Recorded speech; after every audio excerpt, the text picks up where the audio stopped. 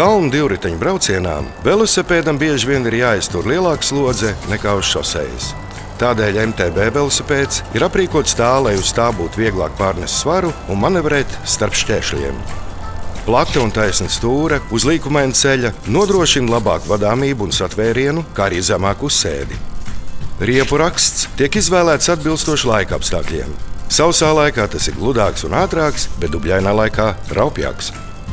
Riepām ar mazāku spiedienu ir labāka saķere, tādēļ tās ir piemērotas apvidus ceļiem. Tomēr spiediens nedrīkst būt arī pārāk mazs, lai riepa netiktu pārsista ar disku. Nopietnam riteņbraucējam vienmēr ir līdzi rezerves kamera vai ielāpu komplekts un pumpis. Gadās, ka riepas tiek pārdurtas uz stikliem vai ērkšķiem vai saplēstas, variējot ar spiedienu vai izmantojot tās neatbilstoši specifikācijai. Arvien biežāk kalnu riteņbraukšanā tiek izmantot velosipēdi ar 29 colu riteņiem, kas aizstāja 26 un 27,5 colu riteņus. Velosipēds ar lielāku diametra riteņiem vieglāk šķērso dažādu ceļa segumus, sasniedz lielāku maksimālo ātrumu un ir stabilāks pagriezienos.